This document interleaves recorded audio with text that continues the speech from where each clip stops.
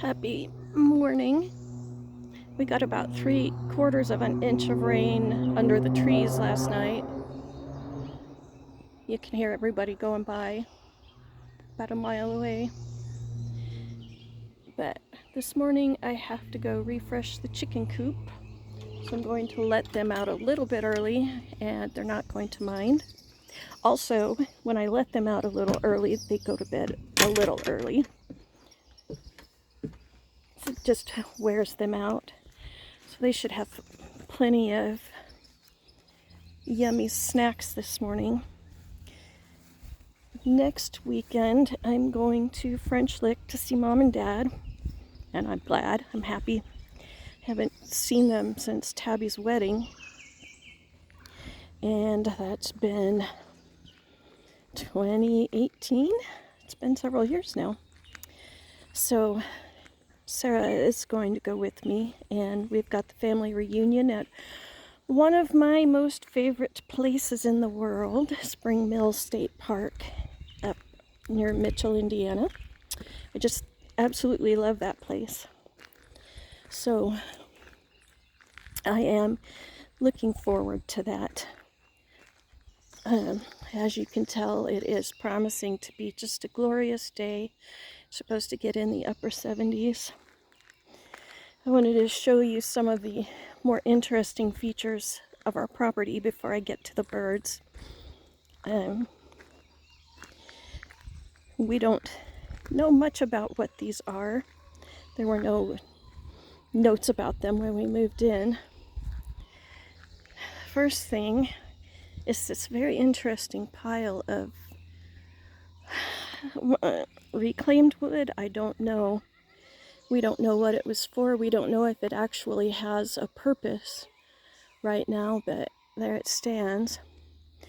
And then next to it is this big old pile of rocks and dirt and other things, which again, we don't know if it's just where they've scraped off to build the chicken coop and the tool shed, or if it actually has a purpose in helping to direct water or something. The chickens love it up there. And then the last thing is their little burn pile. And of course the chickens love it up there too. Great dust bathing. One of the first places they always go is down here below, up to this corner.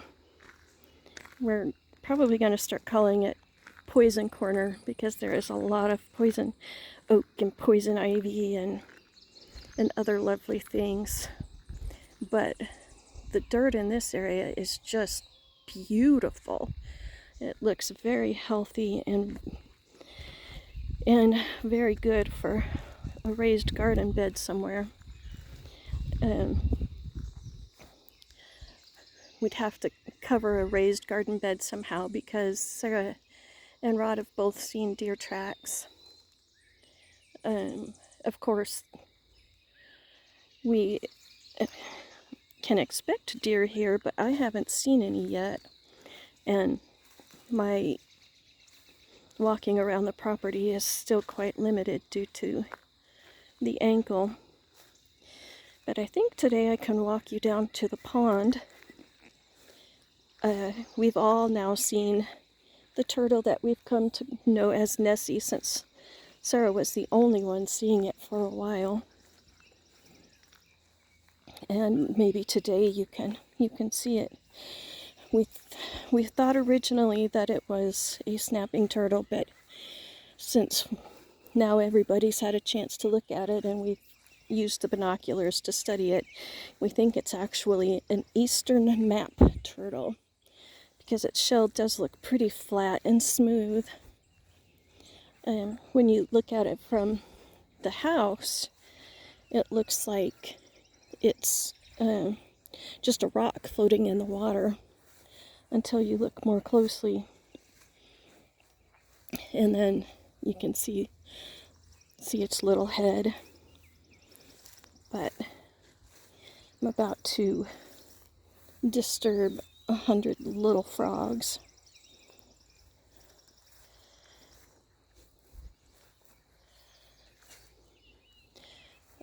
There you can see the actual rock we use to measure how much water there is, but